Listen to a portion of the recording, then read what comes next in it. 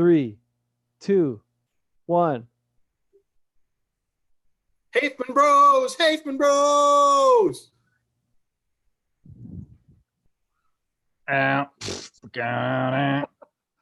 Pack! Go! Go, Pack! Go! There you go. Browder knows what it is. Wow. See, now I really thought what we were going to have tonight was the actual song that originated from Ekis's lyrics of green and gold, the beer is cold, Ben is old. Yeah, he added a new line. Ben is old. That's Except he's older than I am. So what the heck does that mean? Hopefully we got the or the pauses and then I talk really fast. Hopefully it doesn't happen tonight. Let me know if it does, but you'll probably still do it just like on your not own. as bad. Yeah. Well, you normally do that sometimes anyway. It's in our nature to talk fast sometimes. True. I gotta crank your volume. I can barely hear you guys talk once. That's probably good. You don't want to hear what I'd say tonight. Uh-oh. What? I don't have a lot of. I don't know. Does Browner have some bad stuff to say? No. Browner's positive. He's a positive guy. I like it. Hey, I gotta say a couple things real quick. So I'm gonna hijack. He's so negative. I'm not. I'm trying not to be, but I do have to explain something to people really quick. All right. First off, I gotta say this. I don't want to get into this game. Here, I'm gonna go single view so you guys don't have to sit here and not pay attention to me. I don't want to go get into this game where we're like all these other podcasters and all these other people who beg and beg and beg and beg you to subscribe to their channel and like their stuff and blah, blah, blah, blah, blah. That's not what we want to do, man. We're going to keep doing this. We're going to put out good content. We're going to try to be somewhat entertaining, although we have limitations, obviously. We'll be a little bit funny. I won't, but other people will. And I promise you that when Mo comes back, we will rib him hard. So those are things you can all count on from us. Poor guy. That poor guy. But tanking for Trevor. The Vikings might as well now. They're so bad. Oh man. But anyway, okay. Here, so we're not gonna do all that. I'm not gonna sit here and I get it. It works. People do it for a reason. They're like, oh, subscribe to my channel, and every time they do a show. No, not doing that. All right. But I will promise you that we will try to give our honest takes. We'll try to be entertaining. We'll try to give you good information. And, sometimes we'll be wrong, but we won't sit there and say we're always right like Colin Cowherd, who's not. Now, I have to tell you this too, because Ben sometimes is like, we got to stop being negative. We got to be more positive. We got to be, okay. So we are diehard Packer fans. We are diehard Packer fans. Ben and I grew up in the Green Bay area, been Packer fans all our lives. Many of you are diehard Packer fans, been fans for forever too, right? But Ben and I are not Packer mouthpieces. We are not just going to say what the Packers want everyone to hear, and we're not just going to put a positive spin on everything. We're also realists. And sometimes, and the reason why we're critical of our team sometimes and the players sometimes is because we want that ultimate success, because we want the Packers to be their best. And so we're going to communicate it to you, and we're also going to hope that the Packer Insider is listening to more of our shows again so they figure out what to do, what to fix, who to plug in the game, and who not to have in the game. So that's what we're going for here. So hang in there with us. Sometimes we get a little critical. Sometimes some people might say that's negative. Fine. But we do it from the right place and for the betterment of the team. Okay, so that's all I got to say. Plus, I'm rocking this old school looking headset tonight because I finally figured out Ben and Browner. Hey, been a Packers fan since 2004. Hey, good on you. Nate Loden, 1919. Go Pack, go. Rick is drinking Oktoberfest this evening. Bernard says, what's up? Bruce is in the house. Bruce. Bernard. We got a what's up from Nate as well. Sorry to hijack the show from the front, but I just had to clear all that stuff up because I'm like, you look like Lindy Infante. Who do I right now? Yeah. These are. You look like Lindy Infante. You used to wear one of those bad boys. I know. You like this? This is nice. This is what I got my kid to use for school originally because the headset that was more popular and looked nicer was all sold out. So this was one of the ones they actually had in stock. So that's what you got. All right. Wow. Now, But I also finally figured out that after 44 plus years, I figured out what I am. Oh boy. I'm a broadcaster without a station. So that's what I'm going to do. I'm going to broadcast. We got Hafeman Brothers channel. I know we got Hafeman Brothers channel, but I'm thinking about creating my whole own network. That's what I'm going to do. My own network. And then we build it into an empire, and we feature the Hafeman Bros and friends, and we feature Packer Talk, and we do other good stuff. And buy local, like Browner knows you got to buy local, right, Browner? That's right. Dang right. Browner buys local donuts, and then he doesn't bring them to us. Oh. Of course, we live sounds like a challenge. Far away. No, that's okay. You don't have to do it. I'm kidding. Browner, just remember, second day donuts are still good. So if you express ship that thing, it'll still be good for us. Yeah. All right, Bruce. Fresh ones are way better. It's true. Let's see. Bernard says Tom Grassi interviewed Saints fan Deuce, and he was talking smack about A-Rod. I got to see that. I haven't seen it. People that talk smack about A-Rod, they don't know. They're just trying to stir something up. They don't get anything, man. And Ekis is on, and Bruce is drinking a Bloody Mary. Okay, I'm done with my diatribing, soapboxing, everything else. All right, Ben. Packers. And Saints. Browner. Packers and Saints. Browner, what do you think about this upcoming game? Well, I think this will be, even without Michael Thomas, this will be their first true test. I think they played well those first two games, but I think the Saints are a definite superior opponent to the Vikings and the Lions, it appears. So you're on the road, even though there's no fans. You got to travel down there. We're going to see what they're made of, and I'm guessing Devontae is not going to play. So I think they got to throw. I think the teams that look successful against the Saints is they didn't allow Drew and that offense to get in a rhythm. They got to keep them off kilter, and then I think LaFleur is really going to try to control the clock with some long sustained drives, especially with Devontae out and running the ball with various backs, and maybe a deep threat to MVS and hope he catches 1 out of 3, and we'll go from there. Browner, he's at least good for 1 out of 2. I think this will be a good test. I think we're really going to see these next 2 weeks and after the bye at Tampa Bay what this team really is and if they can stay healthy. And I like what I've seen so far. I think Rodgers seems rejuvenated. I think they've got enough to be a decent defense. There's still a lot of gaps there. You worry about that line getting that push this week. We're worried about a few more things than that with the defense, Brown. We'll get into that in a second. But what you just said, it's just been really important, is they have sustained a number of issues and injuries and all kinds of stuff with the offensive line, but they seem to just keep humming along. So that's been super encouraging. It makes me think that their offensive line coaches, I think one of them is new. I think Stefaniak one of the two I think is new this year, and I think it's made a big difference for them. David Bakhtiari was talking about that this week, actually, how good of a job these two offensive line coaches are doing. And I was really concerned after the last James Campen, that offensive line play I think slipped down. But this year, with the mixture of coaches and they kind of retooled it, it seems to be going really well. And they've got a good mix between young guys and experienced guys. And I think that's helped with all the shuffling, because otherwise it's been, guys and Jenkins has played like 3 positions. Lucas Patrick's starting out at guard, then he's playing center. I mean, it's been pretty crazy. Usually you don't see things like that and see the offense keep going the way it is.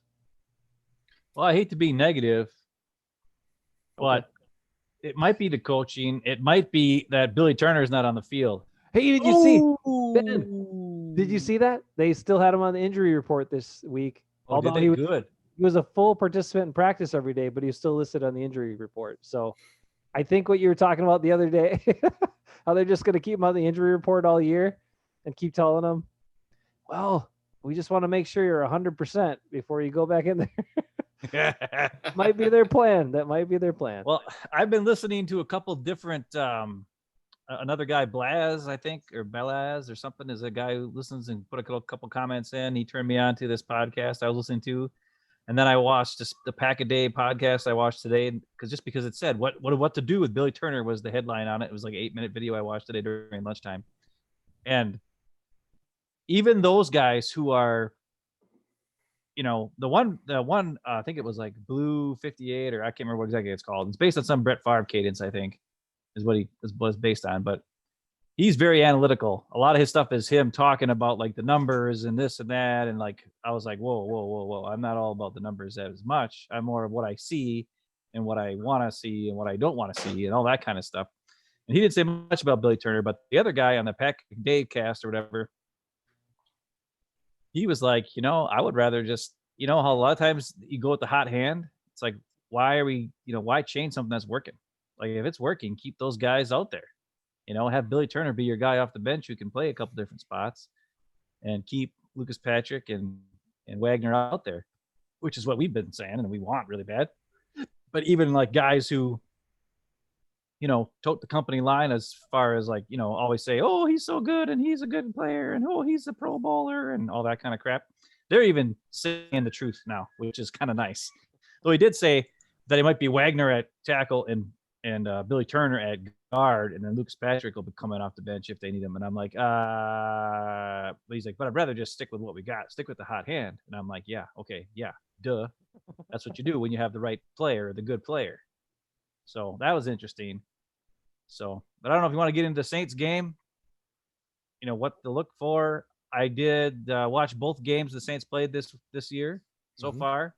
So I got some information. I have not much, just a couple things here. I don't know if you want to get into that right away or. One quick note from Bernard. He says that Skip picks the pack. So I don't like that necessarily because Skip Bayless is usually wrong, but I really don't care what he says about the Packers anymore because he's an idiot. And Eckes says the defense needs to keep everything at the line or within 5 yards because Breeze is completely sucked after 5 yards. We talked about his inability to throw downfield. But then Eckes goes off the rails and he says, sign Clay and blitz him 18 times in the first half. That's what he wants to see the Packers do. Eckes is drunk. Probably. It's funny that Eckes says that Breeze doesn't throw downfield because I actually took notes on every pass Breeze threw that was past 10 yards in the last 2 games. What'd you find out? Well, let's see. The first game against the Buccaneers, are you ready for this? Completion, incomplete, intercepted, but they called pass interference on it, which was bull malarkey sauce. Incomplete. So that was the first game. And the only one of them was wide open. And all these passes were in the first half of that Buccaneers Saints game. He didn't have a single pass past 10 yards in the second half of that game. That's ridiculous. Now, the game against the Raiders, it was incomplete. Oh, wait, no, I got that backwards. In the Raiders game, all of his passes past 10 yards in the first half. In the second half, he had 0. And I also noticed, I don't know what's going on with my Game Pass. I'm getting kind of mad because I'm supposed to be able to see the coach's video by now, and I haven't seen either week's videos, and I'm kind of getting mad. But I'm able to watch all the games, which is nice. But anyways, so I'm not seeing like the whole field and what the secondary is doing back there. But it seemed like the Raiders changed something at halftime on Monday night. And Breeze just kept dumping the 5-yard pass, like the whole game. Even when he's down by 2 touchdowns, he's still just taking the 5-yard pass and not going deep. So if we can get a lead on him and then just sit back there and play like a 15, a zone in the deep, they have no chance of coming back. That's the biggest thing I noticed about the Saints. If they are behind, they stay behind. There's no chance of them coming back. None. So I think the key to the game is getting off to a great start for the Packers. No more of this slow crap where they're losing 14-3 or whatever, or 14-0, and they're letting the other team just move up and down the field on them. They've got to get a stop, have the offense move the ball and score, get a lead, and then they'll be fine. But if they don't get the lead, then I can see Kamara and Cook and some of these guys being a problem in the short passing game, and that kind of catching the ball would help. So that's just something I noticed about it. But he's not. I mean, he had some good completions in the Raiders game downfield. A couple good passes. I was surprised actually, probably more than I thought he would have. But Breeze doesn't scare me. Taysom Hill, he was in there playing fullback a couple times. He was running around doing crazy, like he was doing some crazy stuff. And he was in there on punt kick, like not punt return, but punt coverage. Yeah, he's awesome. Like what the hey? That's I what you don't do. know. He's a weapon, man. Okay, here's the thing: the Packers have had field goals on drives, first drives, the first two games where they should have had touchdowns in the first two games because they can't catch the ball. So I'm advocating this, Packer Insider. Let's give those guys some extra warm-ups. Tim Boyle's got a good arm, right? Boyley, rifle the ball at all those guys that are going to play. 1 through 3 and the tight ends and whatever in pregame. Like, give them a bunch of chances to warm up those hands because they need to catch the damn ball. I illustrated on Tuesday that the Packers are on pace for 80 drops this year, and that would be totally ridiculous, but that's what they are through 2 games. So catch the ball. Okay, Brown, tell me about this Drew Brees thing because people are talking about how he's got, he's average with his arm without Michael Thomas. Now, I saw Michael Thomas was down. That's very exciting because not that Drew Brees can throw that far, but Thomas gives him a lot more latitude with his throw because he's got a big catch radius, a very good athlete. And he's always open. So without him, what do you think that does to Drew Brees? And what does that do for the Packers defense? Well, I think that forces them to try to run that short passing game to Kamara and some of those other guys. What I was surprised in that Raiders game is that, they, and maybe it's showing his age too, but they went out and got, and of course, I'm having the guy they got from San Francisco that used to be on Denver. Manuel Sanders. They went and got him, and he had like 2 targets or 3 targets in that Raiders game and caught like 1 pass or something like that. And I'll be surprised to see where they go to like their next. Obviously, all these teams are developing with the lack of training camp and figuring out the new stuff. But I heard a couple interesting commentaries on Breeze this week. These sports guys like to jump to conclusions right away, but they said, what really surprised was not necessarily the downfield stuff, but just his lack of accuracy, which has always been so pinpoint, which has kind of kept his career going the last 3 to 5 years, was his accuracy. And that's really been off. Like they said, even on some completed passes, guys have to go down and make amazing catches just to have it be a completed pass for him. So, again, I think he's a rhythm guy. I think they need to get him moving around. They got to not let them get in a rhythm and have long drives and get out to a lead. And I think, like you said, Ben, their offense isn't suited to really come back that well, and teams can sit and play that short zone and keep those guys in front of them. And their defense isn't good enough to hold it off. I think if we get a lead, we can just kind of almost keep pouring it on like the Viking game and move on from there. But yeah, I think Breeze is showing his age with his accuracy and his mobility. So you got to keep him off rhythm, because if he can sit back there and be in rhythm, even with Thomas out, they will move the ball on sustained drives. Ben's got to sneeze there. The other side of the coin here is about these starts, and we want the Packers to get off to a fast start, is the defense. It's just the defense has not been ready to go. They've not been ready to stop the other team. The Vikings in the first drive worried us all. First drive of the whole season, it was like they did whatever the heck they wanted. The Lions in 2 drives ran, passed, whatever they wanted, just down the field, right? And it actually didn't. Ben and I recapped it and we talked about it. The turning point was really a big penalty to get the Packers to finally stop the Lions on a 3rd down. But the defense has got to be better. It's got to be and ready to go. Like Jair was the only guy ready to play against the Lions on the whole defense. Now, Shannon Sullivan picked it up and he was playing, and other guys. But the safeties are still a big concern. The D-line is a big concern. Za'Darius abandoning his responsibilities was a big concern. Rashawn Gary, the other guy that's looked really strong through both games. So, Bruce is bringing up that, the Saints are 25th in rushing. He thinks the Packers are going to play a lot of nickel in this game. The other thing I would think is I expect, with no Michael Thomas, I would almost expect the Packers to switch it up a bit, not go so much man in this game, and see a lot more zone in this game, and then just sit on that and don't have your safety so far back. You can do something creative with one of the safeties, but have all those other guys play a lot more zone, and I think that would work out better. They'll really mix it up, and probably not what the Saints would be expecting if they watched the Packers the last couple of years. Well, this is what I say they should do from watching the games. Just rush 4. Even on running downs, just have 4 down linemen. I know they run a 3. They're supposed to run 3-4. They don't. They don't ever do that. But keep your 4 down linemen. Have a second unit that's going to be more almost play like the Seahawks defense and the 49ers defense, where you got like an initial zone that's about 70 yards deep of 4 guys.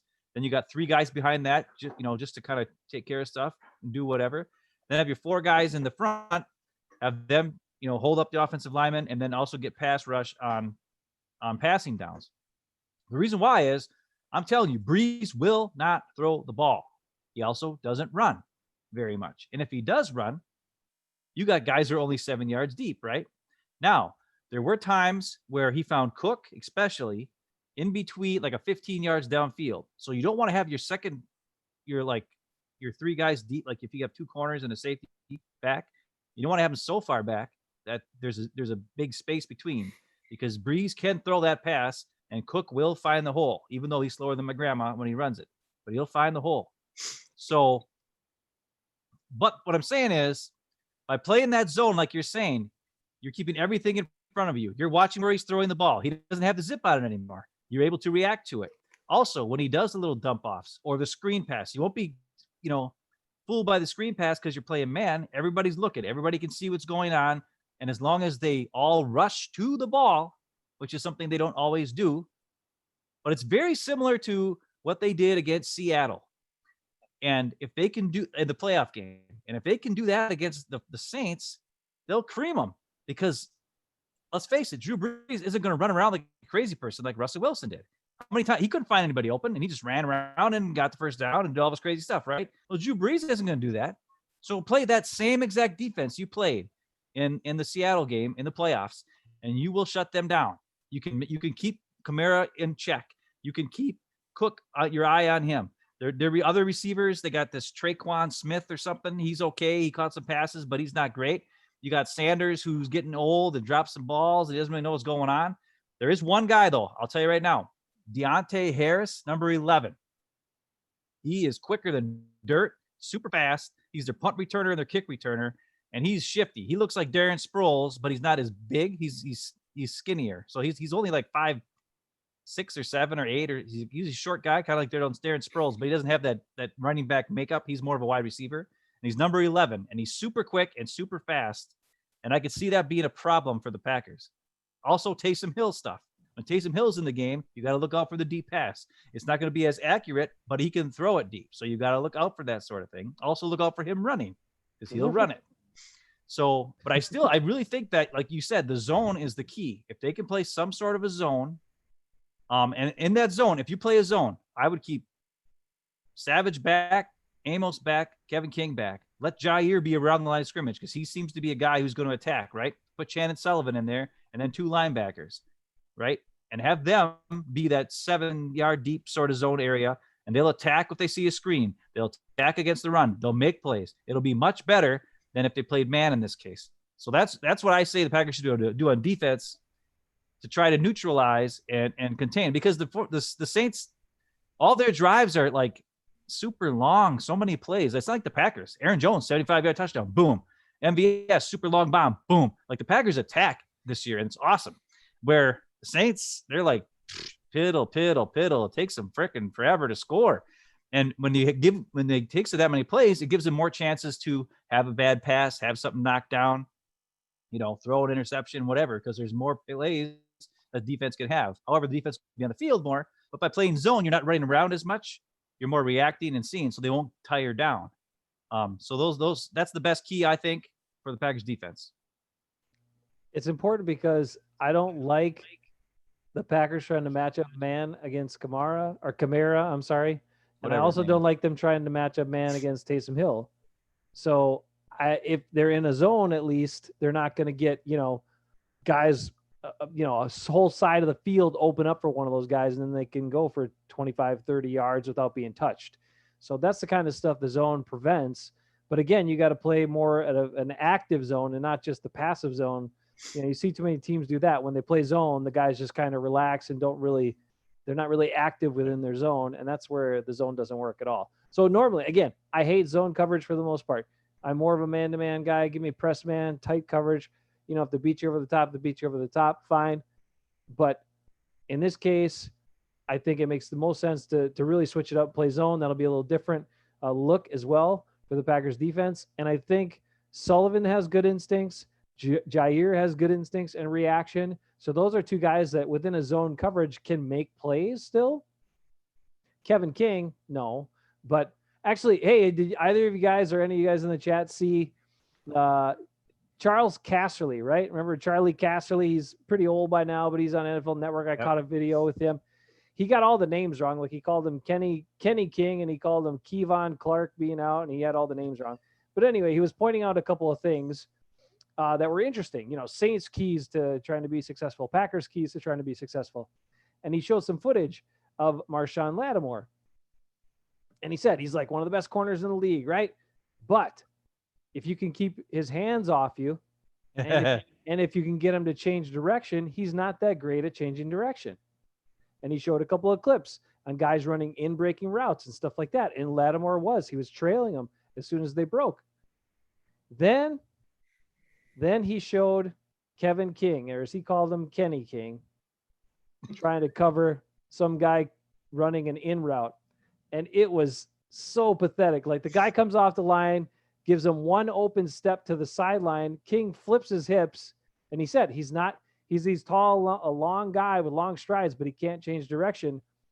And the guy cuts inside, and King was already like 3 yards, 4 yards behind him. And then he's trying to run and catch up to him, and he's not fast. So that's your starting cornerback, which I wish, and hopefully after this year, Shannon Sullivan will be that other starting cornerback on the outside. Although you need a skilled guy at the slot corner. He needs to stay in the slot. He's really good in the slot. I like him in the slot. But anyway, that also protects Kevin King from being exposed in man coverage, which he's not very good at. Right. What's Kenny Clark's status for this weekend? Questionable. Sorry, I didn't look that up. Questionable, but he's got the groin, so that's something they should not push. No. You start him too early, and that's something that goes on for another 4, 5, 6 weeks. I didn't realize Devontae's was a hamstring, but that's another one. You gotta be patient with it. So, likely you just brought up something about Lattimore and the Saints defense. I watched those two games. They've got more pass interference and holding calls on them than like anybody, it seems like. I mean, they had like 4 penalties against Tampa Bay, and it was Tom Brady throwing the ball, and maybe they call it more, but they really were pass interference calls. And even against the Raiders, they're holding and all kinds of stuff. So if we really could use Devontae out there because he'll get the calls. I don't know if Lazard and MVS will get the calls. They might just, you know what I mean? Like they might not get the call against these type of guys. Yeah, but Rodgers. The good news is, right? Rodgers, if he sees it, and he'll take some shots and he'll go for it, especially the MVS. So I mean, there might not be as many completions deep in this game, but there could certainly be some penalties yardage that gives us downfield because Saints defenders in man coverage, they grab all the whole, like all the time. And then in zone, there's holes everywhere. I mean, Darren Waller was open constantly in that second half. They switched to zone for a while, tried to stop him. It wasn't happening. Darren Waller was open. There wasn't anybody else they were throwing to the whole game, but it didn't matter because he caught everything and he just destroyed them. So, and I know he won me a fantasy football game. I love that guy. Yeah, well, yeah, I know. Aaron Jones won mine this last week. He was a killer. And Gardner Minshew sucked last night and screwed up my whole team this week. That's making me mad. But I don't want to talk about that. The other thing, they had in the first half, the Raiders had a touchdown by their fullback and I think a touchdown by a backup tight end.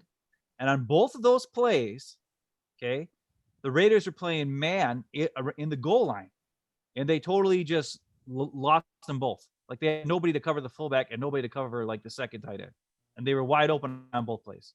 And Derek Carr found him and touchdown. And then also, I can't remember if it was a 2-point conversion or I think it was fourth and goal, and they did it was the spider 2Y banana. But there was no fullback banana. It was just the spider banana. It was just Darren Waller who blocked for a while and then bananaed out. And then it was, the John Gruden banana, whatever. So that was another touchdown to Waller. That, like, the Saints, they're aggressive on defense, and the defensive line got a lot of pressure on Carr. Like they were getting, like, moving the pocket into Carr. So Rodgers going to have to be careful. We're going to have to get the ball out of his hand fast and be smart that way.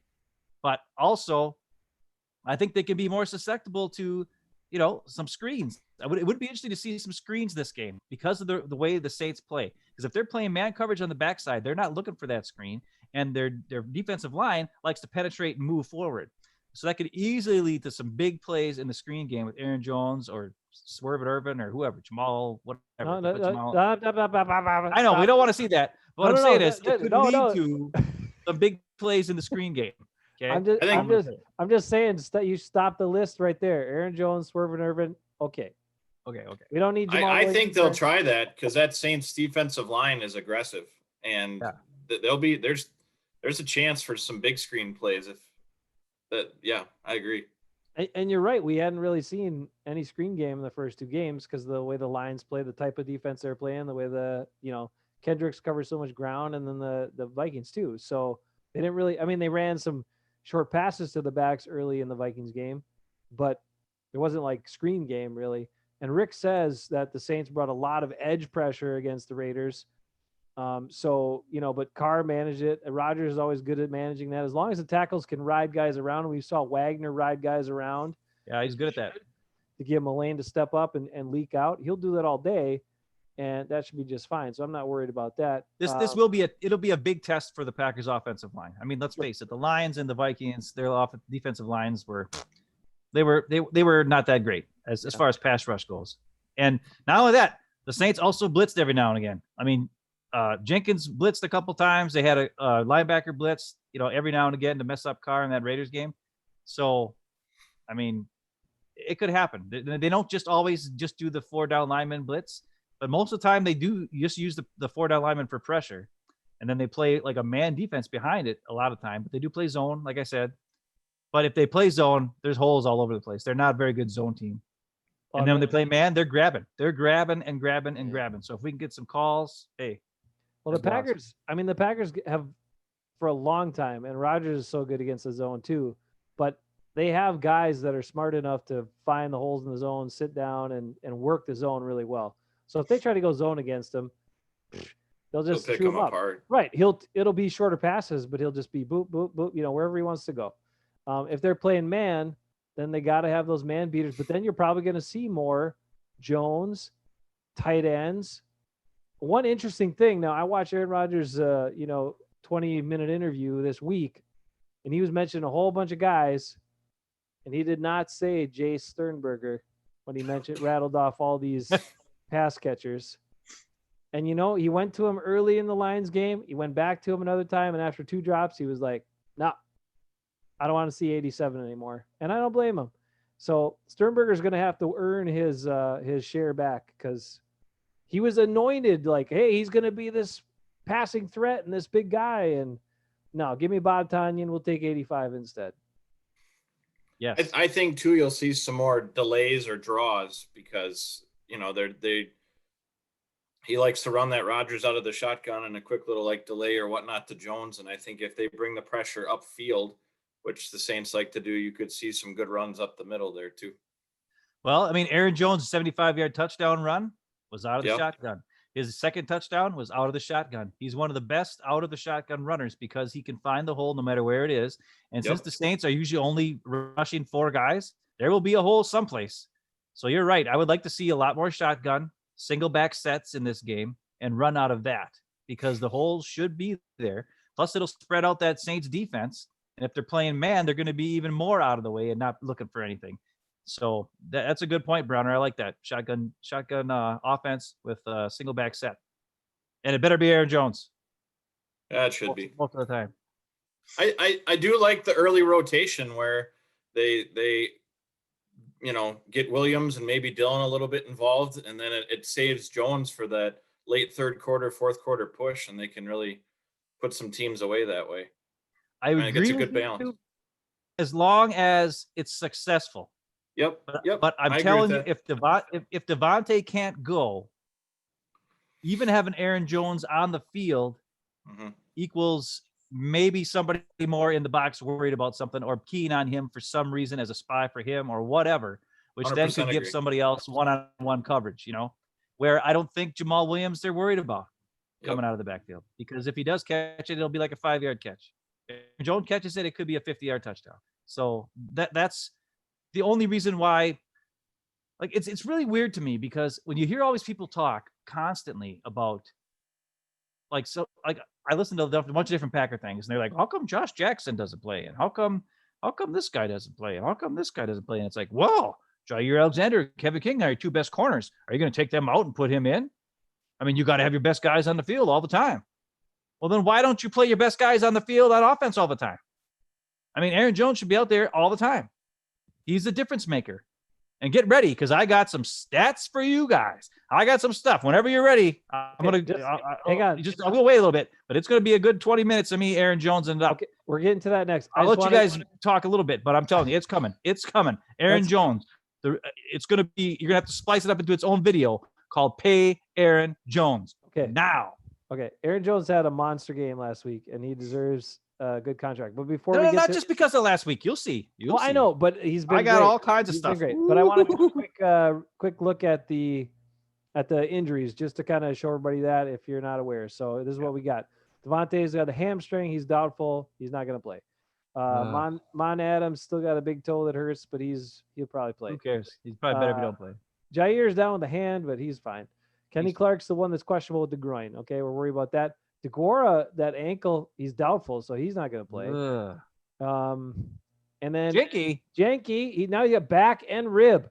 I don't like that at all. That's not good. He'll probably play, but I still don't like it. Back is something you can aggravate. Rib, maybe it's a back rib, the ones that wrap around the back. Is that what the injury is? I'm not sure. Anyway, baby back rib.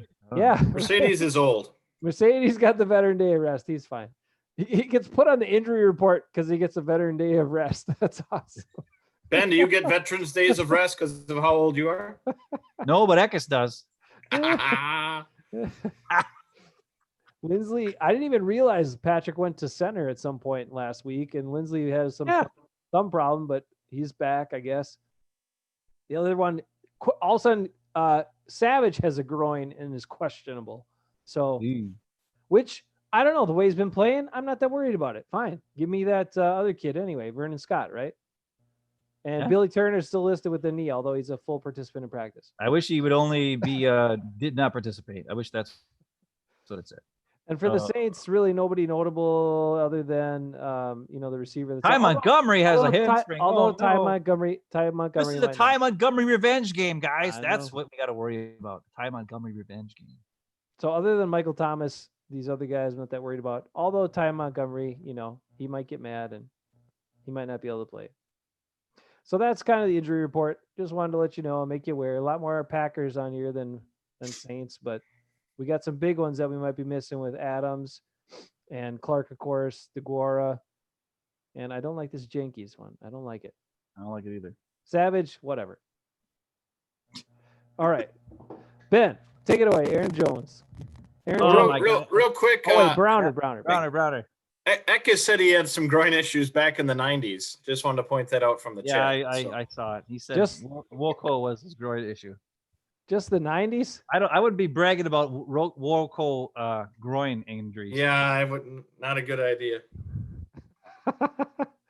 Oh, Rick, Ben, I'm sorry. I saw it. God dang, Rick. Says Aaron Jones delivers, unlike Culver's for Ben. Culver's might deliver, but they don't deliver the right freaking food. I can tell you that. Everybody else likes what Browner's been selling tonight. They like the draws. They like lots of good stuff. All right. Nice work, Browner. Browner, before Ben goes on for 20 minutes, maybe you got to leave. I don't know. You said you don't know how long you can stay up. You had a long week. I'm good. Okay. Browner, you got anything else to tell us? I want to hear what Ben has to say. I liked his point about, especially with Devontae out, I think you need to keep Jones out there as much as possible, as that just, even if it's a threat that he draws a couple guys over one way and then you get, MVS or somebody up a seam. I mean, that's going to be big in this game. And you could put Jamal Williams in the backfield and have Aaron Jones line up a wide receiver. That's what they did last week a couple times. Hey, that still makes a couple guys worry about him, or at least be like, wait a minute, what's going on with this guy? Why is he over there? That could help. All right, so here's the scoop. I got turned over to a podcast from one of our listeners, Balaz or something like that. Seemed like a good guy. And he had told me, listen to this one thing about this guy talking about whether it's a good idea to pay Aaron Jones. And he has a really nice deep voice. He sounds like an actual professional person. I don't know if you listened to it, Jason, or not, but you're muted again. Just so I've heard him before. Yeah. Okay. Well, he sounds very like professional and like, oh, geez, it doesn't sound nothing like us, by the way. But anyways, hey. Oh, okay. But anyways, so he went on and on saying, like, if it was my heart, I'd sign Aaron Jones in a second. And he went on about analytics and this and that. And he's like, and through it all, he talked about a bunch of different stuff and blah, blah, blah. And at the end, he was pretty much saying, hey, based on information, it's probably not the best idea to sign a running back. But he also said he believes the Packers will sign Aaron Jones to a long contract. Now, you and I, Jason, on Tuesday, though there was a lot of interruptions with stupid internet problems. Hopefully it's not so bad today. Is it good so far for the most part? Yeah? Okay. We talked a lot about Aaron Jones' running style and how he's deceptive with his movements because he doesn't run like a normal back. He doesn't cut like a normal back. He's very fluid, and because of that, because he doesn't have a 4.4 speed, he's got 4.5 speed, but with his long strides and the fact that he takes inside cuts, he actually is deceptively fast and messes up the defender quite often. Plus, he can break arm tackles really well because of his long strides.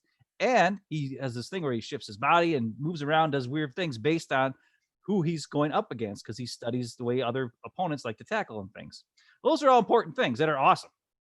And I believe that you should probably not, pay a running back. Yes, there's bad news for that. But you do pay an offensive weapon. And now I'm going to say I got some stats for you. Okay. I went back and I studied and I got all the information. I got every single game that Aaron Jones had at least 20 touches in. Okay. Because if you're thinking, okay, this guy's going to be our main, like you got to pay a bunch of money, you should give this guy 20 touches, right? He's a main guy. He should get 20 touches a game, right? Okay. He had 13 games in his career where he had 20 touches, whether it's, runs and catches total together, okay? In those 13 games, the Packers were 11-2, first of all. The only 2 losses were in the Mike McCarthy era, by the way. He only had 4 such games worth 20 or more touches in the Mike McCarthy era. So he had 9 in the Matt LaFleur era, okay? Which is still not enough, considering that there's been 18 games in the Matt LaFleur era, including playoffs. So actually, there's been 20 games in the Matt LaFleur era, and only 9 of them had Aaron Jones getting 20 or more carries, or 20 more touches. That is a problem. He needs to have every game 20 or more touches, by the way. But I did all the information, added up all the stats, and here's what we come down with. In those 13 games, 244 carries for 1,380 yards, 5.65 yards per run, okay? In those 13 games where he had at least, you know what I'm saying? He had 47 catches for 522 yards, which is an 11.1 yard per catch.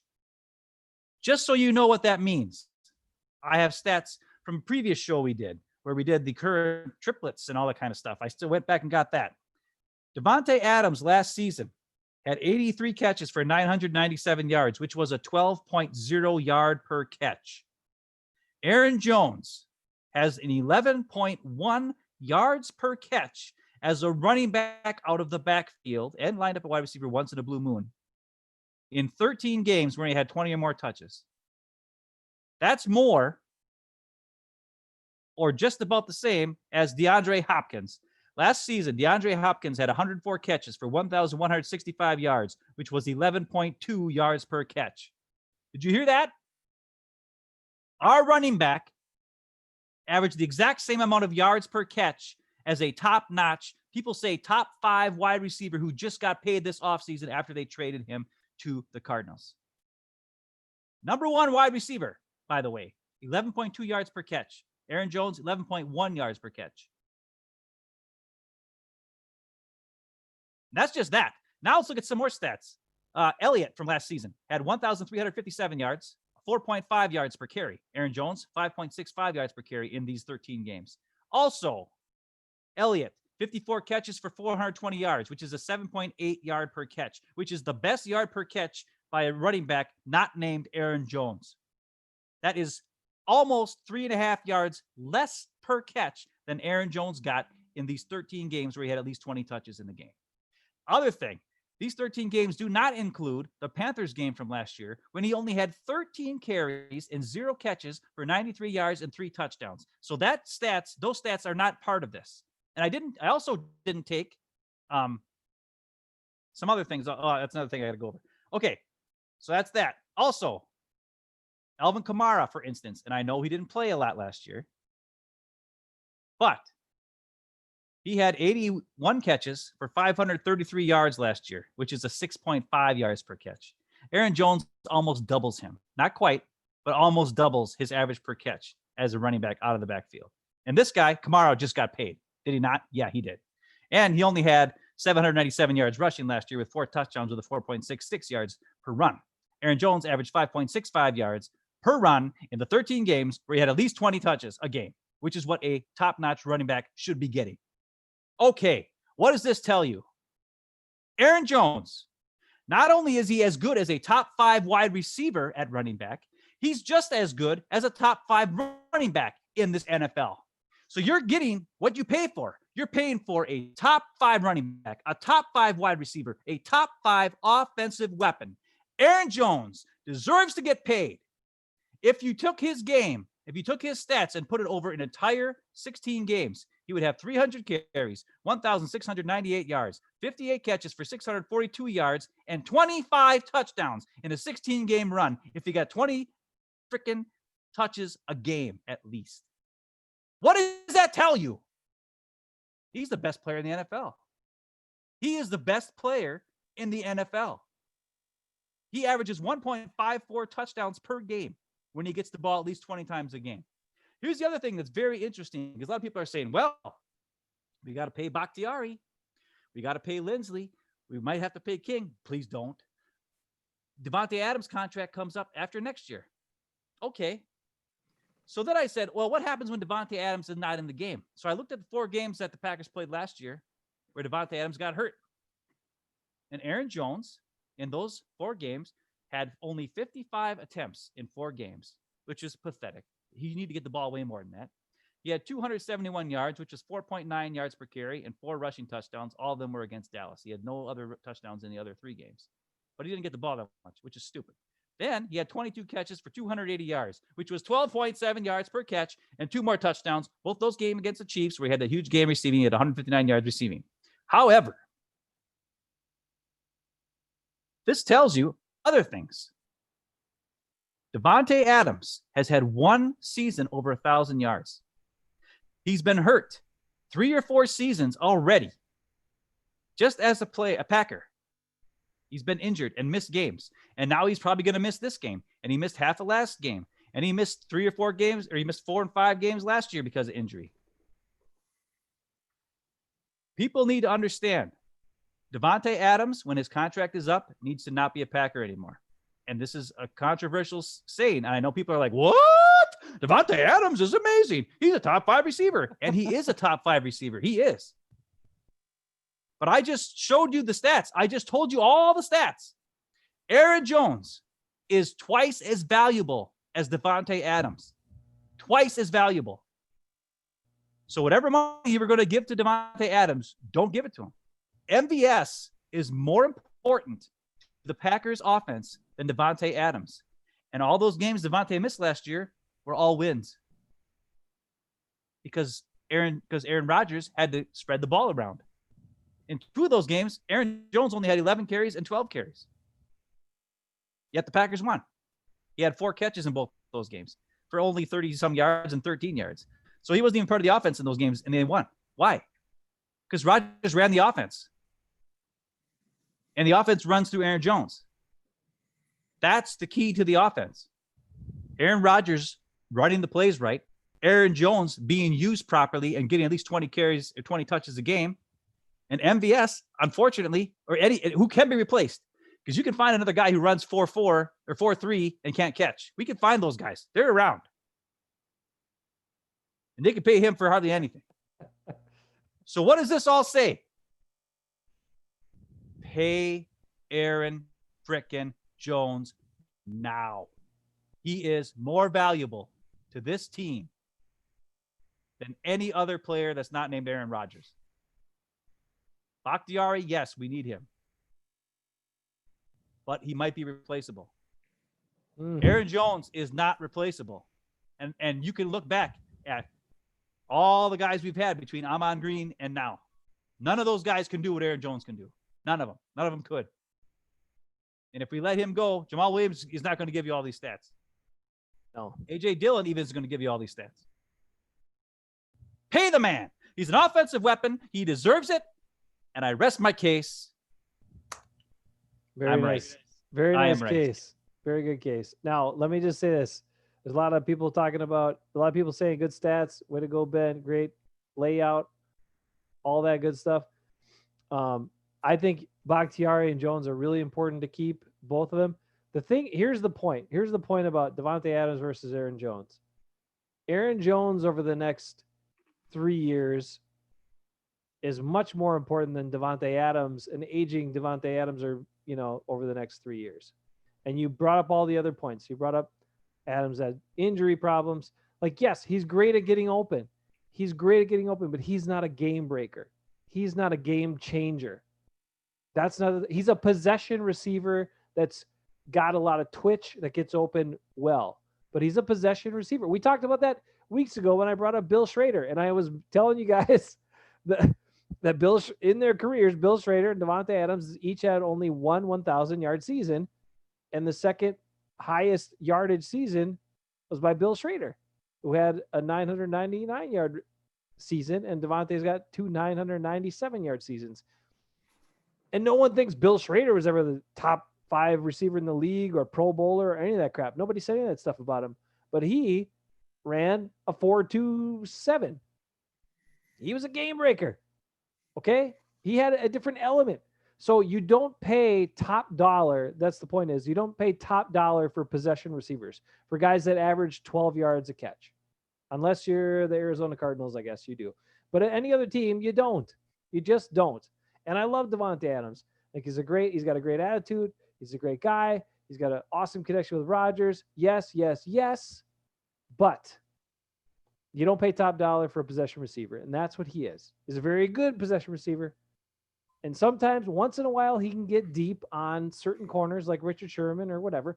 But most of the time, he's not a deep threat. And that's it. You have to acknowledge what the man is. And you can replace him. The reason I want Bakhtiari signed back is the Packers have been so bad at identifying tackles that are good in the draft.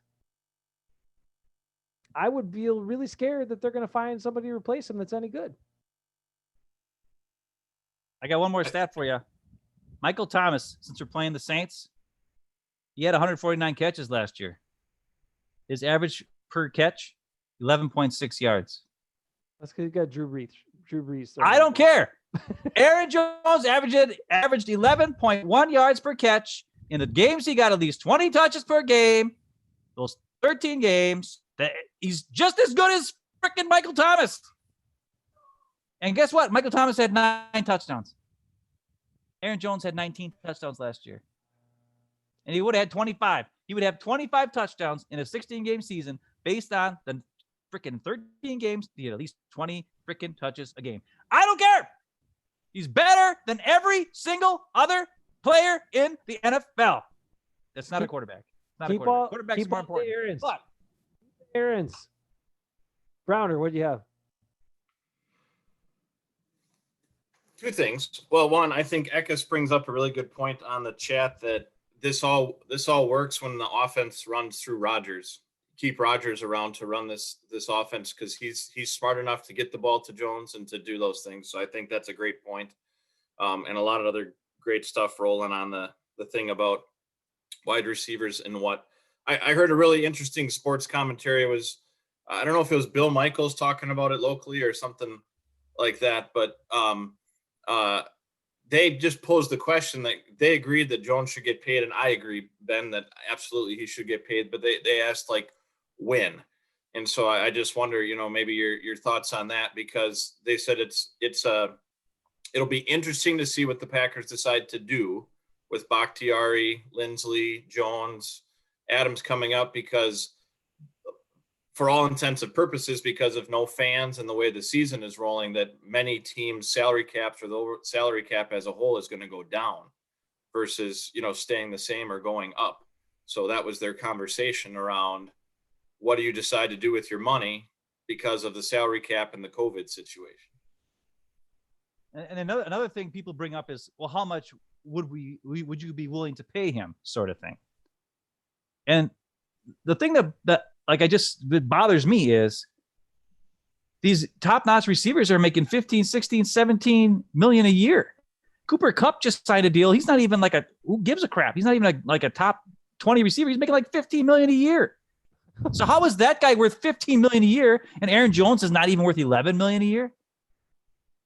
I mean, I could see a 4-year extension or a 3-year extension for 35 million or a 4-year extension for 42 million or somewhere in that, with a lot of signing bonus for this season so that it comes off the cap this year or whatever, so they work it around it and then have it also kind of move in and move out or whatever. They know how to do that kind of stuff where they rearrange things and make it work.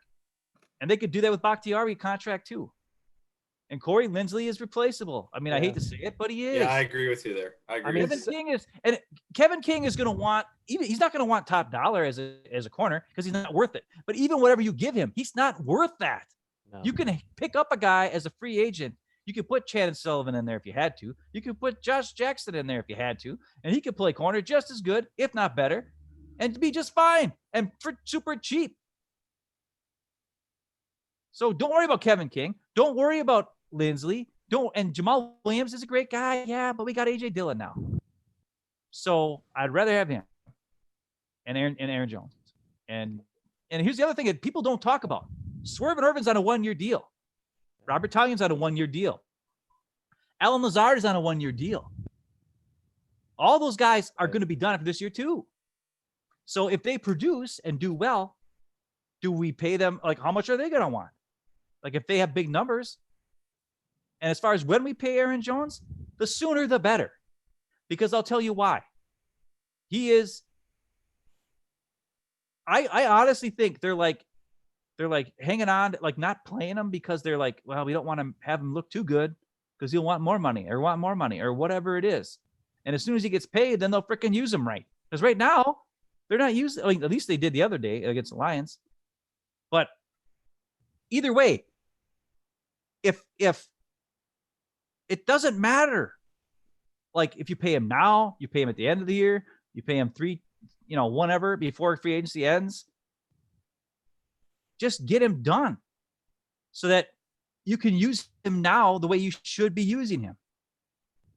And he can be happy and he can be confident. And he still is. I'll say that much about Aaron Jones. He didn't whine about his contract like all these other first round and second round picks like Kamara and Dalvin Cook and Joe Mixon, who all kind of had their sit outs, but they were still in camp but sat out or whatever it is. And yeah, there you go. So it's like, I'm just saying, he's a good guy. He's a really good player. He's a great player. And he's a great guy, to be honest. Comes from a great family. He was raised right. He's a perfect fit for the Packers. He's perfect fit for the offense and perfect fit as a Packer. And he might be my favorite Packer of all time, to be honest with you, which makes me biased. But my stats back it up. Gosh, dang it. Back to you. I don't want to talk anymore because I'm just so happy about all my – because to be honest, when I looked at these stats, I didn't know what I was going to see.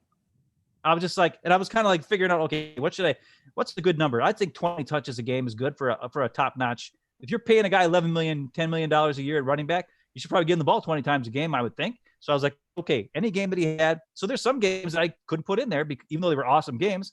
So they didn't bump up his stats, but that's, there's nothing I could do about it because he only got like 17 total attempts, even though he had 3 touchdowns in the game or whatever it was. So I couldn't put it in there to help the stats. Otherwise, it would have looked even better. So I was like, oh, well, we'll see what happens. And sure enough, his numbers are off the charts, no matter what you do, no matter where you look. And I can't even, you just tell me to shut up because I'll just keep saying the same crap over and over again. But gosh dang it, pay the freaking man right now, $11 million a year, 4-year extension for $43 million or $44 million, or 3-year extension for $35 million. That's the number. $11 million a year, somewhere in there. He is worth it. Yeah, he is worth it. Period. I mean, Bruce talked about, sent us over a message this week talking about things the Packers could be doing because Bruce is like the Russ Ball of our show. He's like the Russ Ball of the Hafeman Bros show because he's got all the cap stuff and all that stuff. Although in the chat, we'll get into it in just a second. He's talking about hey, if they cut this guy, they can save this much. If we cut these 4 guys, we could save $13 million. He's like naming off all these guys the Packers can cut. He's like cutting the whole team just to save some money right now. So Bruce, let's just let the guys be on the team for a little bit. But I have to say about this. So this was I did a fundraiser for work over the weekend, a virtual fundraiser. We had some sports memorabilia online auction in connection with it. And this was one of the pieces. Now, this was not a piece Aaron Jones signed and gave to us, for the fundraiser. This sports guy got this piece and it was on part of the auction. And this was just a pretty cool piece. Like Aaron Jones signs it, number 33, and he puts in caption at the bottom, 10K wave, because that wave cost him $10,000. Yeah. So I thought that was a really cool piece. That one is still available. It didn't quite sell because the price was kind of high because Aaron Jones is Aaron Jones, but I almost bought it, to be honest with you, dude. That was a damn cool piece, I'll tell you that. So, and I might still do it. Who knows? We'll see. But it ended, so I didn't know if I could still go in there and get it. Not anymore. The auction's over. I'll see about it. I'm checking with the guys, see if I can get it. But yeah, this was a pretty cool piece that the guy had available. Anyway, so Bruce, I don't know why Bruce is trying to cut everybody, other than he's trying to, financial future stability for the Packers. But really, he's talking about, if we cut, Kirksey, we can save $6 million. Kirksey just got on the team, man. Give him a break. He's only got a 2-year deal too. But he does raise cutting Preston Smith, Turner, and Josh Jackson saves $13 million. Okay, yes. Again, Kevin King's don't offer him any money. Let's have Jones. Let's prioritize Jones, Bakhtiari. Those guys are priorities. And some of these other guys, no. And if you got some veterans, like you can release Amos, maybe. Maybe Vernon Scott really turns it on this year and they feel comfortable doing that. And that wouldn't be a bad thing either. I mean, they plugged in those veterans to fix up the defense a little bit to make it better, but maybe they don't need them anymore if some of these draft picks pan out. Anyway. Bruce also just brought up the franchise tag. Right. Cause that would be 10 million. If they worked it out this way and then they tagged Jones, he would get 10 million next year. But if you can sign him, 3-4 years for just a little more than that, I don't know if the tag really makes sense. And it's kind of an insult to him a little bit, but it probably wouldn't bother him. No, it wouldn't bother him, but it's still, I don't know. It bothered me. Yeah, right. Eka says, hold on. Eka says earlier, he said, yeah, but they drafted Dillon to replace Jones. I don't think that's it. You can't replace this guy. I think it's a compliment in LaFleur's offense is what right. Because Dillon will be the second head then, right? Like Jones is still the main back, but Dillon's going to get his share. No more Williams. Drafting Dillon says we're moving on from Jamal Williams. You're a great dancer, a nice guy, but sorry, you're not a Packer anymore. That's it. We got this guy who is way bigger than you and can do all the same stuff. But the scary thing is LaFleur and Aaron Rodgers, every time this last week where somebody asked them about Aaron Jones, they say a nice thing about Aaron Jones for one sentence, and then they go on and on and on and on about Jamal Williams without being prompted about Jamal Williams. You know why? So what is the agenda? I will tell you, Ben. That's what scares me. Because both white guys, Rodgers and LaFleur are doing that. Ben, it's because white guys can't dance. No, it's not it. That's yes. It's because they got some. Well, Eckes brought it up earlier. Are they going to try to trade Williams and get something for him, like get some help on defense or something? Seventh round pick. Nobody wants a slow guy who can maybe pick up the blitz every now and again. What are they going to get for him? Somebody said trade Aaron Jones. That's what this guy, this blue 58, was like. Somebody, he didn't say it, but he had somebody who put a message in saying, "Hey, what if we trade Aaron Jones? We could probably get first round pick for Aaron Jones, and you probably could. But what are we going to draft? Jordan Love again? Are we going to draft Jamal Reynolds again? Are we going to draft John Michaels again? Are we going to draft Dayton Jones again?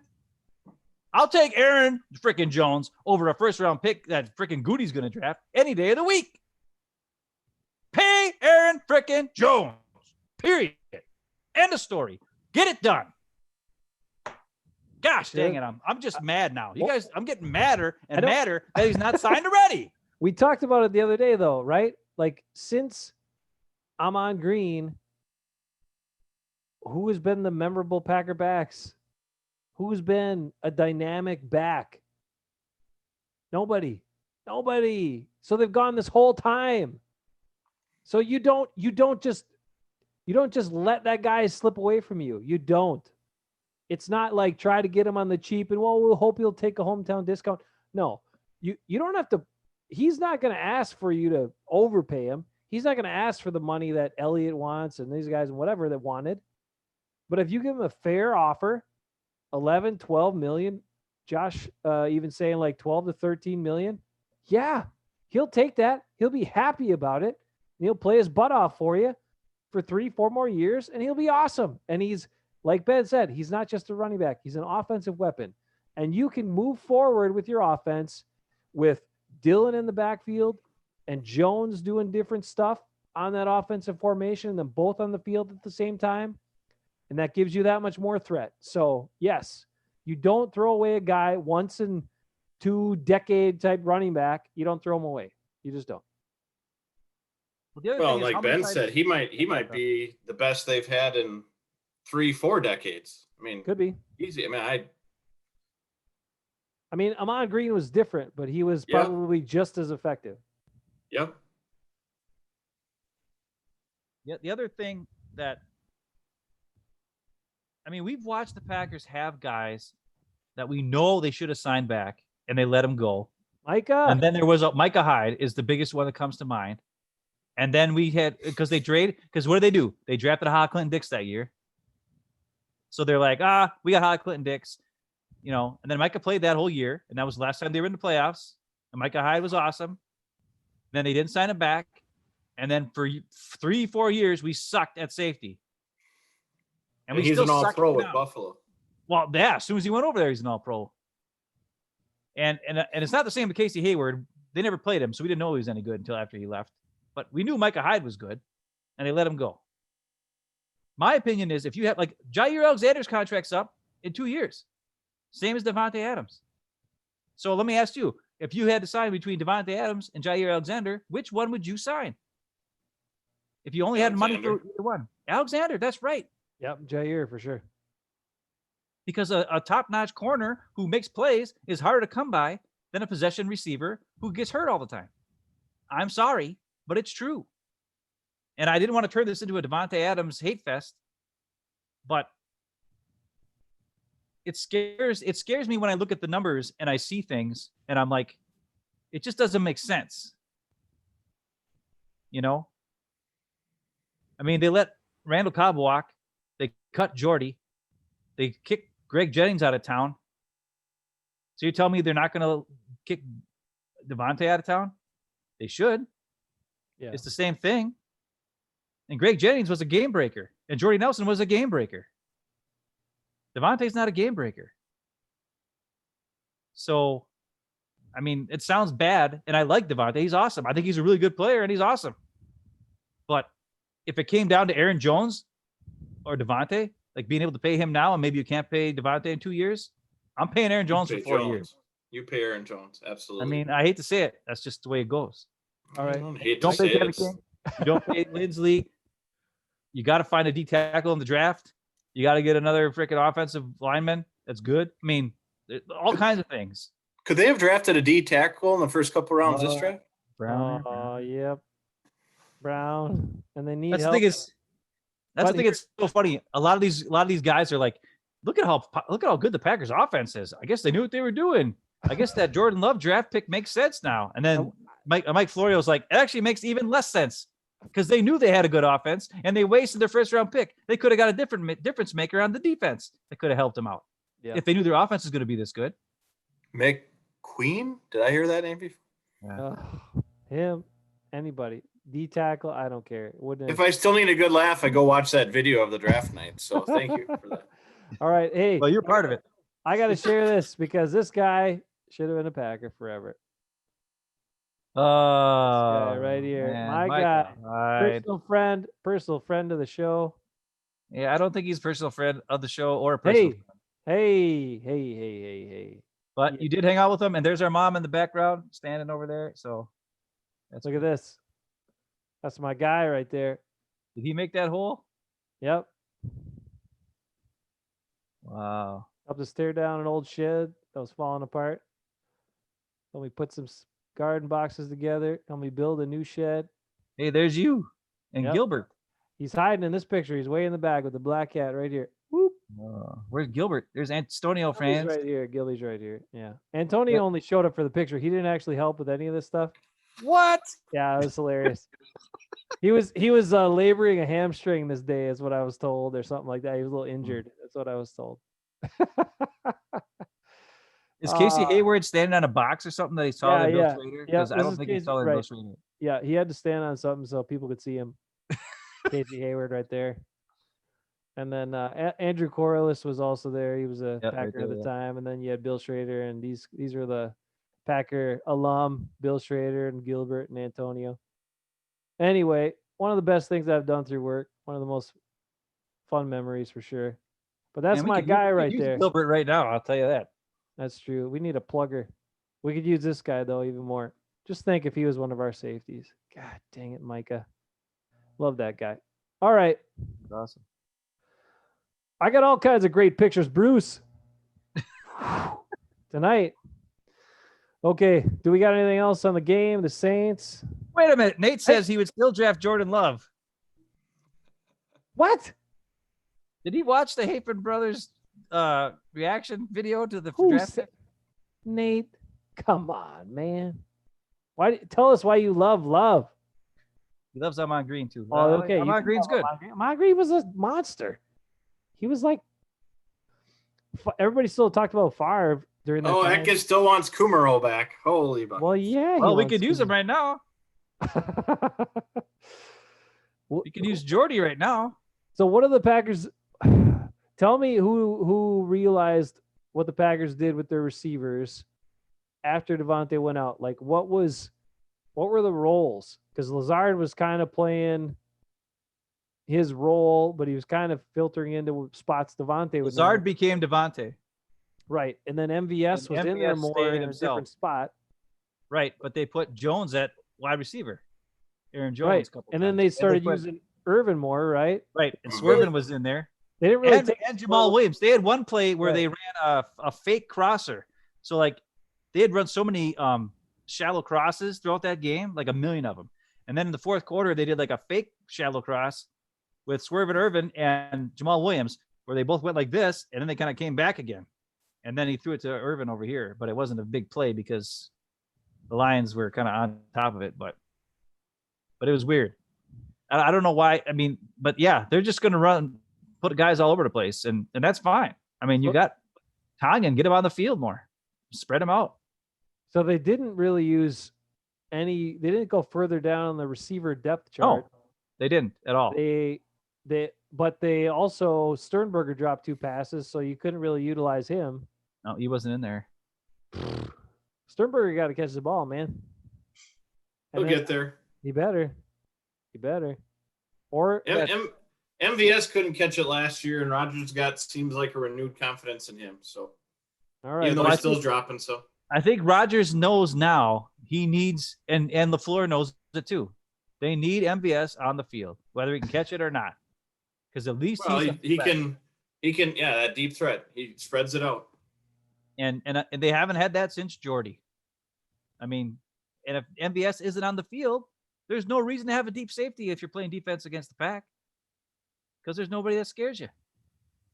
So, yeah, he's got to be out there.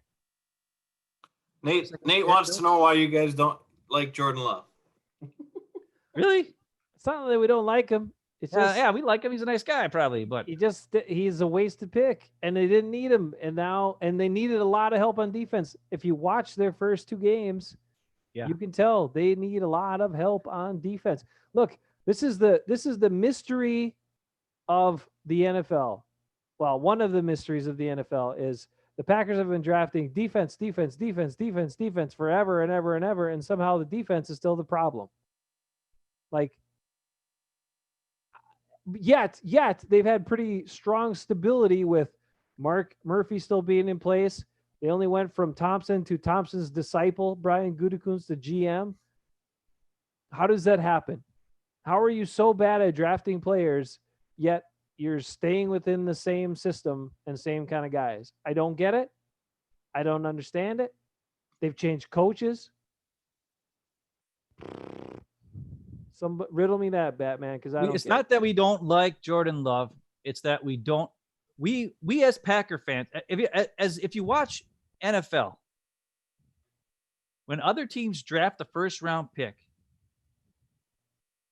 usually that first round pick is a starter or a key contributor to that team's success in some way, more often than not, unless it's a quarterback who sits for a year or whatever it is. And for the last, I don't know how many years, we got Jair Alexander. So 1 year he was good.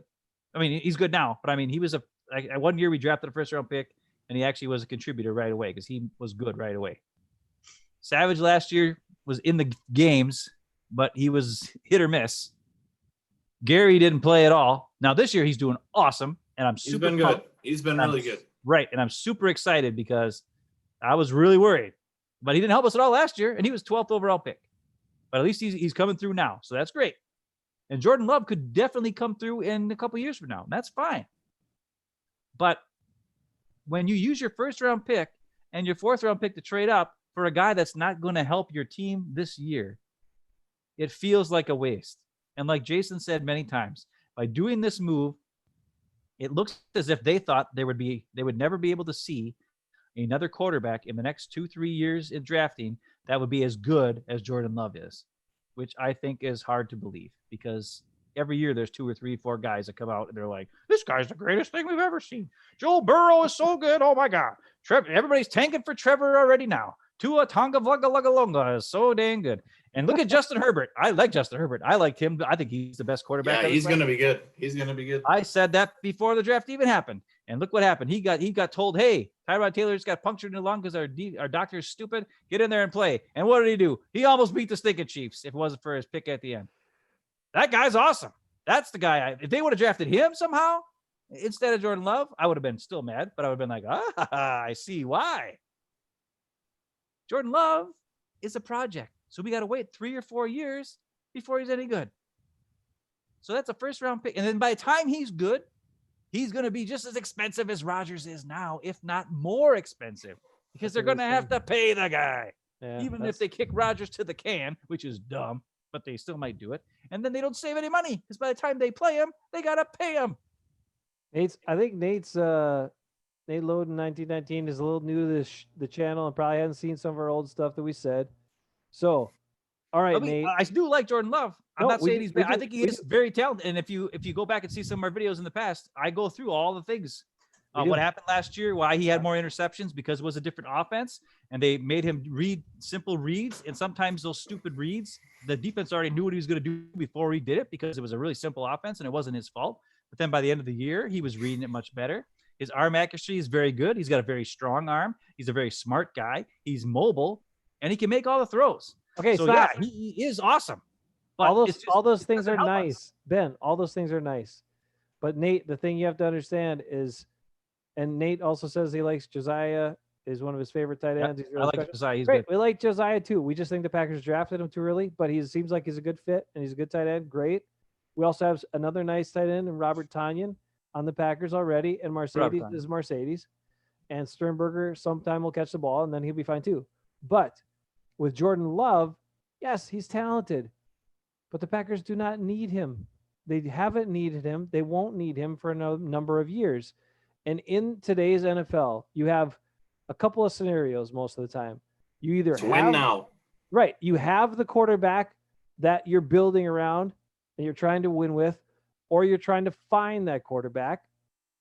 And if you already have the quarterback, you don't try to find the next quarterback because you need to either part with your quarterback that's your guy, and then you move on and then you use the new guy, or you're searching for that young guy, and when you get him, he's got to play. He has to play within 2 years, not 3 years, not 4 years, because these rookies, yeah, they can pick up the 5th-year option, but it's just not worth it. By the time he gets to play, you're going to have to pay. And that's the problem. So look at the teams that won the Super Bowl in the last how many years? Most of them, it's with cheap quarterbacks. Quarterbacks are still in a cheap contract. The Seahawks, once they paid Russell Wilson, they haven't been back to a Super Bowl. Packers haven't been back to a Super Bowl for many reasons. We know that. But a bunch of these teams with, yes, the stud quarterbacks, it's a lot harder to get back to the Super Bowl. It's a lot easier to get back to the Super Bowl when your quarterback's cheap and you can pay other guys and build an awesome team around that quarterback. But once your quarterback's expensive, you got to hit on your draft picks. That's the key. And the Packers don't hit on many draft picks. So that's the dilemma. That's where we're at. That's why we were so upset by the Love pick. Jordan Love, nice kid, talented, okay, but Packers don't need him now. By the time they need him, he's going to be expensive. That's it. And the Kenny Clark injury just enhanced that issue. Yes. Because they didn't address the defensive line at all in the draft or free agency, and it killed them. And it's killing us now. And that's where that number 1 pick should have been, on the defensive line or linebacker. Something. That's the other thing. You said they spent all this money on defense. The Packers don't value playmaking linebackers. They just don't. On inside linebackers. Right. They value pass rush. But if the pass, and that's the thing, I never, what's like the best season for a pass rusher, or like the most sacks and hurries and all that kind of, like sometimes these guys get like 12, right? Like Za'Darius had 12 and a half sacks or whatever, 13 sacks, and Preston had 12 sacks. And that was considered a really good season, right? Yep. That's not even 1 sack a game. I know. And not only that, sacks aren't turnovers. They're not as good as turnovers. But can you imagine if you paid a guy who's a middle linebacker who's talented, who can cover somebody and make 100 and some tackles a year and get 3 or 4 turnovers, either forced fumbles or interceptions or whatever it is? That's changing the field. That's actually, in my opinion, it's more valuable than a pass rush. Pass rush is good, don't get me wrong.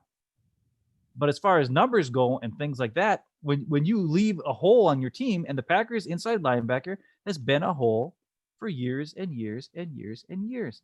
Even Martinez is a great guy, but he wasn't a difference maker. I mean, look at Ray Lewis when he played. He was insane. Look at some of these other teams. They're insane. And they destroy other opponents because they just run around and make plays.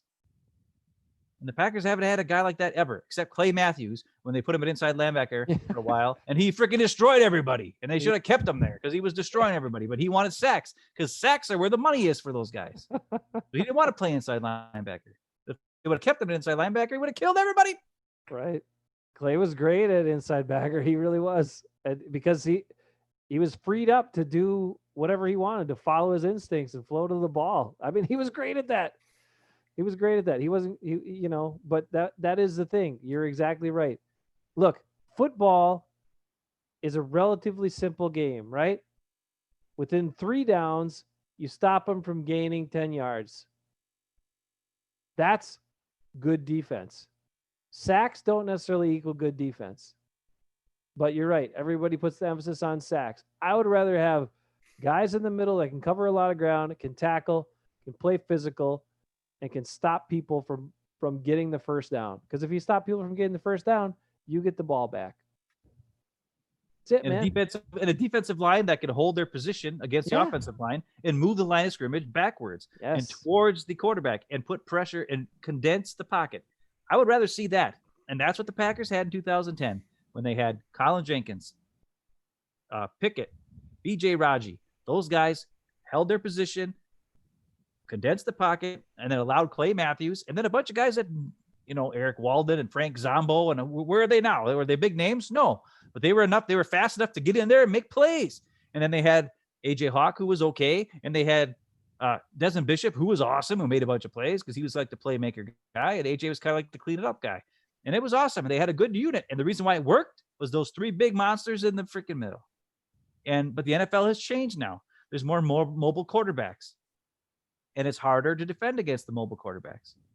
And I hate to say it, but a 270-pound outside linebacker is not fast enough to keep up with Russell Wilson and Patrick Mahomes and Deshaun Watson and Kyler Murray and all these guys.